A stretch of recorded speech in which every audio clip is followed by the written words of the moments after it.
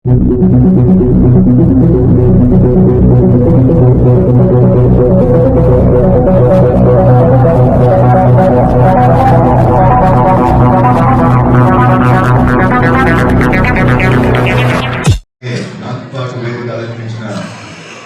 గారికి, ప్రిన్సిపల్ గారికి, ఎంఈఓ గారికి, సిఐ గారికి, అలాగే పెద్దలు నబీ సాహెబ్ గారికి, తిరుమల చౌదరి గారికి, లోక్నాథ్ గారికి, మన బీజేపీ రామ్మోహన్కి, మా శ్రీరామరావు గారికి అందరికీ నమస్కారాలు చెప్తూ, ముఖ్యంగా ఈరోజు సాటర్డే అయినా కానీ ఓపికతో కూర్చొని ఈ ప్రసంగం వింటున్నారు పిల్లలందరికీ కూడా నమస్కారాలు.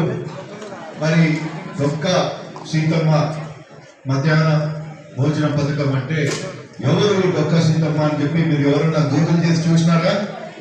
మీ ఫోన్లలో గూగుల్ చేసి చూసినారా? మీరు చేయండి. ఇప్పుడు ఫోన్లో కూడా సార్ కూడా చెప్తున్నాను. మీరు ఒకసారి ఇంటికి పోయిన తర్వాత ఒకసారి కొట్టి చూడండి. ఆయమ ఈస్ట్ గోదావరి, వెస్ట్ గోదావరిలో అన్నదాత మాదిరి పేరు తెచ్చిపోయింది. అందుకోసమే ఆయమని రికగ్నైజ్ చేసి ఆయన పేరు మన ఇంటర్మీడియట్ స్టూడెంట్స్ కి ఆహార పథకం దానిపైన పెట్టాలని చెప్పి ఆలోచన చేసి నారా లోకేష్ గారు ముందర వచ్చి ఈ ప్రోగ్రాం పెట్టడం స్టార్ట్ చేశారు. మరి సిఐ గారు చెప్పినట్ల, ప్రిన్సిపల్ మేడం గారు చెప్పినట్ల, ఆర్డీఓ గారు చెప్పినట్ల చాలా మంచి స్కీమ్ ఇది.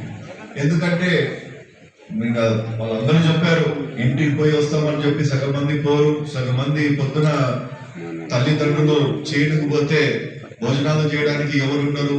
కొంతమందిని అడిగినా కానీ తిన్నారా అంటే తిన్నాము అని చెప్పి అబద్ధాలు ఆడుతున్నారు. అట్లాంటివన్నీ కాకుండా ప్రతి ఒక్కరికి కూడా సమన్యాయంగా పొట్ట నిండేటట్లా ఈ ఆలోచన ఏదైతే గవర్నమెంట్ చేసిందో చాలా బ్రహ్మాండమైన ఆలోచన చేసింది. ఇంకా మన పత్తికొండ గురించి మనం మాట్లాడుకుంటాం. పత్తికొండలో ఎన్ని రోజుల దాకా మనకి ఎప్పుడు ఇక్కడ ఎంత చదువుకున్నా ఏం చేసినా మరి చేడుకే పోవాలా, మేము మా ఆలోచన ఎంతే ఉంది, ఎందుకు ఇంకా చదువు పైన దృష్టి పెట్టాలని చెప్పి చాలా మంది ఆలోచిస్తున్నారు.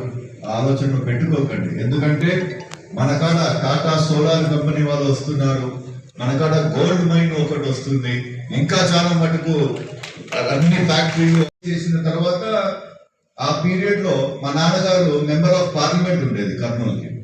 అయితే నాకు బిజినెస్ పెట్టియండి అని చెప్పి మా నాన్నగారు అంటే బిజినెస్ కాదు ఏం కాదు, ఫస్ట్ పోయి నువ్వు జాబ్ చేయని చెప్పారు. అప్పుడు ఒక బ్యాగ్ పట్టుకొని, టై కట్టుకొని, షూ వేసుకొని మోటార్ సైకిల్ పైన పోయి ప్రతి ఒక్క చోట ఎత్తాము. అప్పుడు stock holding corporation of India అని చెప్పి ఈ డిమాట్ అకౌంటింగ్ దాంట్లో ఒక జాబ్, మార్కెటింగ్ జాబ్ నాకు దొరికింది. అప్పుడు నా జీతము 7,000 రూపాయలు, 7,000 రూపీస్. ఆ 7,000 రూపీస్ తీసుకొని పోయి మా అమ్మగారి చేతికి ఇస్తే ఆయన సంతోషము ఇక వెళ్ళలేనిది, అంటే బ్రహ్మాండంగా సంతోషపడింది. ఇట్లాంటివి ఒకటి టార్గెట్ పెట్టుకోవాలా, మనం తల్లిదండ్రుల కోసం చేయాలా. మనం ఫ్యూచర్ లో మన పిల్లలు బాగుండాలంటే కూడా మనం అంతా కలిసి మంచి కాన్సన్ట్రేషన్ పెట్టుకోండి. మీకు ఇంత మంచిగా స్టడీస్, ఇంత మంచి కాలేజ్ ఉంది ఇక్కడ, బ్రహ్మాండమైన కాలేజ్.